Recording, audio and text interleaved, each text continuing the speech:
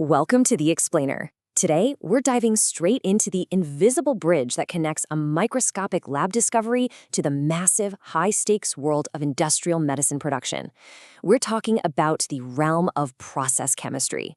It's literally where high-level science meets heavy engineering. Okay, let's dive into this. It's actually really easy to assume that once a brilliant scientist discovers a new life-saving molecule in a tiny glass flask, well, the hard work is over, right? But is the chemistry actually finished? No way, not even close. Think of medicinal chemistry kind of like a master chef cooking a single, remarkably elaborate, beautiful meal for a friend. I mean, it's brilliant, but it takes all day and leaves every single pot in the kitchen dirty.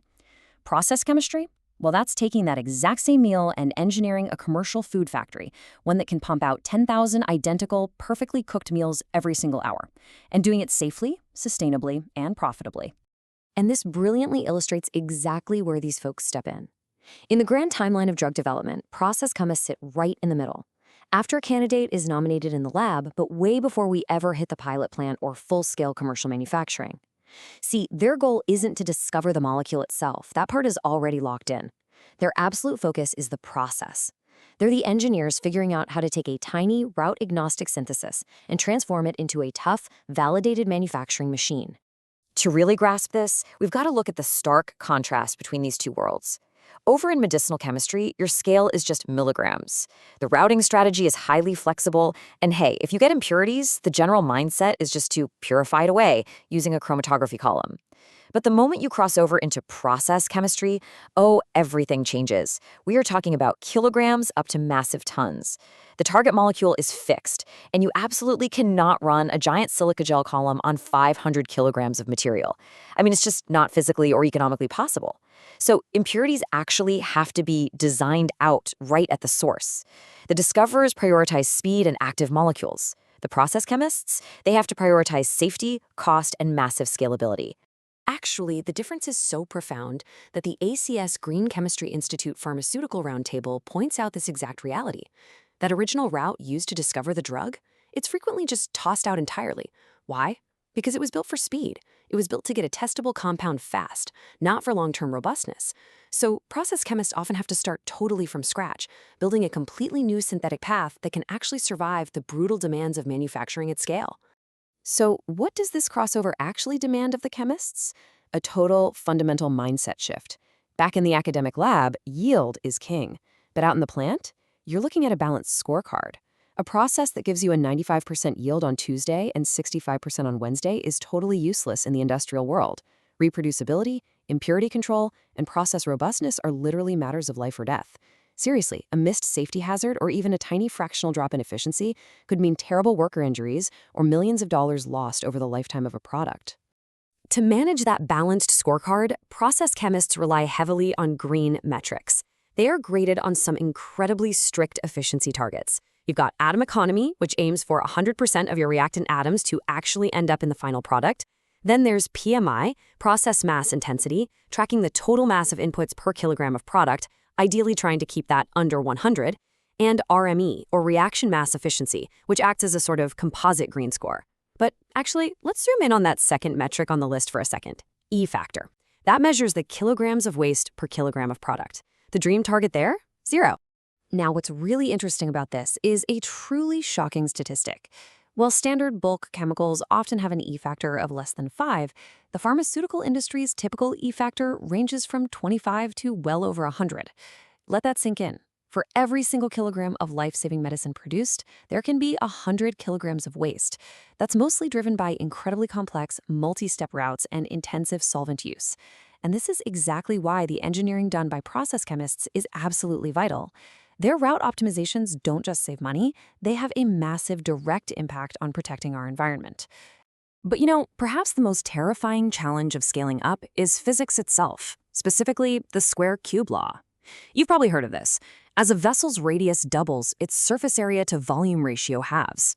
In a tiny flask, a simple water bath easily hides thermal hazards because the heat just escapes quickly through a relatively large surface area. But put that in a massive chemical plant, heat removal becomes a serious engineering bottleneck.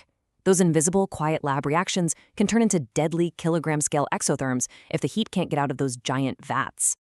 So the crucial point is, Because of that trapped heat, process chemists become absolutely obsessed with one specific safety threshold, the MTSR, or maximum temperature of the synthesis reaction.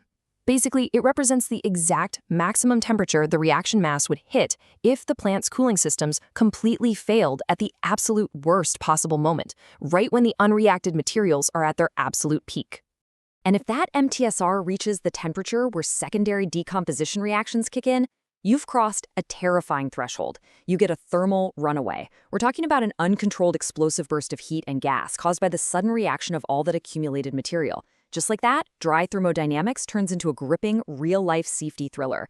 If an exotherm gets out of control, it can literally pressurize massive steel vessels to the point of catastrophic failure. Because of this, it's a strict, non-negotiable industry rule. If the MTSR even approaches that decomposition onset temperature, the entire chemical process has to be completely redesigned from the ground up. No exceptions. So, how do you tame these chemical beasts, solve these immense safety problems, and actually hit those strict green metrics we talked about? Well, process chemists use a highly advanced, rapid-fire modern toolkit. Gone are the days of simple trial and error. Today, we rely on heavy-hitting frameworks like high-throughput experimentation, design of experiments, quality by design, and process analytical technology. Let's break down how a couple of these incredible tools actually work in practice. Let's move to and see how this builds into something called DOE, or design of experiments. Instead of changing just one factor at a time and, kind of crossing your fingers and hoping for the best, DOE uses statistical mapping. It allows chemists to explore how multiple process parameters like temperature, pH, and stirring speed interact with each other all at once. It's a statistically valid approach that maps out a multidimensional design space. Basically, it mathematically pinpoints the exact, perfect reaction conditions to guarantee absolute robustness. Alongside that statistical mapping, we also have high-throughput experimentation, or HTE. Imagine you're trying to find the perfect catalyst or solvent out of literally hundreds of possibilities. HTE is basically a superpower. It allows chemists to run dozens, sometimes hundreds, of reactions simultaneously at a microscopic milligram scale.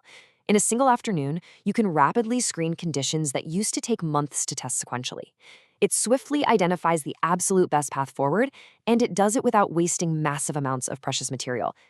And finally, once you've got that perfectly optimized process actually running in the plant, we deploy PAT, Process Analytical Technology. Think of PAT as literally having eyes inside those massive vats. Instead of waiting hours to take a physical sample, walk it over to a lab, and test it, PAT uses real-time, inline lasers, spectrometers, and sensors to track the reaction dynamically.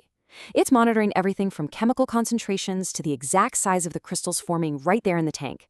This guarantees you're getting an identical, high-quality medicine every single time a batch is run.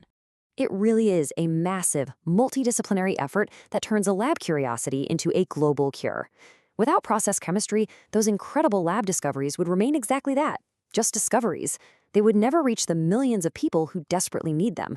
So the next time you open your medicine cabinet, take a second to think about the incredible journey of scale, safety, and efficiency that made it possible. What hidden process chemistry engineered the last pill you took?